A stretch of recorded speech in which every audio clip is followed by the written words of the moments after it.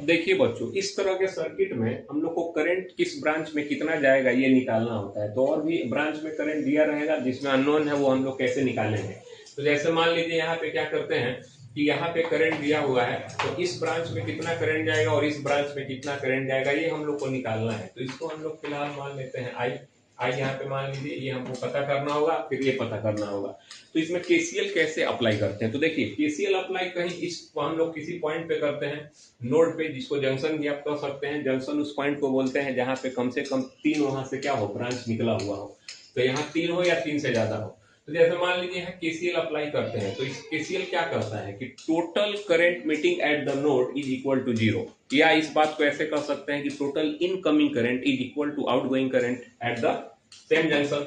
तो देखिए, जैसे टोटल इनकमिंग करंट यहाँ पे कितना होगा उसको ऐड कर लीजिए आप, जो आउटगोइंग है उसको बराबर कर लीजिए, वहां से हम लोग ये वैल्यू निकाल लेंगे। तो देखिए, जैसे यहाँ पे अप्लाई करें केसीएल, तो यहाँ से टोटल इनकमिंग यहाँ पे कितना हो गया, तो 2 हो गया प्लस ये 5 हो गया, दोनों ऐड कर लेंगे और बराबर कर देंगे आउटगोइंग करंट को जो आई है। तो देखिए, यहाँ से आई मेरा निकल गया कितना, 7 एम्पियर।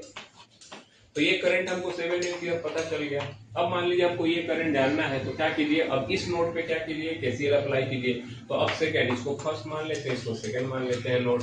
अब सेकंड नोड पे केसीएल अप्लाई करेंगे तो क्या होगा, तो टोटल इनकमिंग करंट और आउटगोइंग करंट को आप मान लीजिए, तो यहाँ पे क्या हो जाएगा। अब देखिए, मान लीजिए अगर यहाँ डायरेक्शन नहीं दिया है, तो अगर खुद से आप मान लिए कि ये इधर जा रहा है, तो हम लोग क्या करेंगे, ये वैल्यू निकालेंगे। अगर पॉजिटिव साइन आ गया तो ये करंट डायरेक्शन जो है वो सही है। अगर ये निगेटिव आ जाएगा तो इसका डायरेक्शन सिर्फ क्या कर देना होगा, रिवर्स कर देना होगा। तो अगर हम यहाँ अप्लाई करें केसीएल, तो क्या होगा, इनकमिंग करंट टोटल क्या होगा, तो इस नोड पे देखिए इधर से आ रहा है, ये इधर से आ रहा है, तो 7 ये हो गया और 3 हो गया।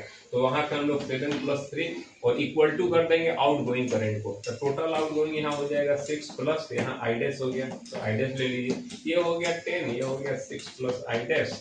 तो यहाँ से ये इधर घटा देंगे तो आई डैश मेरा निकल जाएगा 10 - 6 यानी 4 एम्पियर। अब ये देखिए 4 आ गया पॉजिटिव में, इसका मतलब कि इसका डायरेक्शन जो होगा वो इधर ही होगा। ये पॉजिटिव साइन बता रहा है। यही निगेटिव होता तो इसका डायरेक्शन इधर हो जाता। यही होता है केसीएल।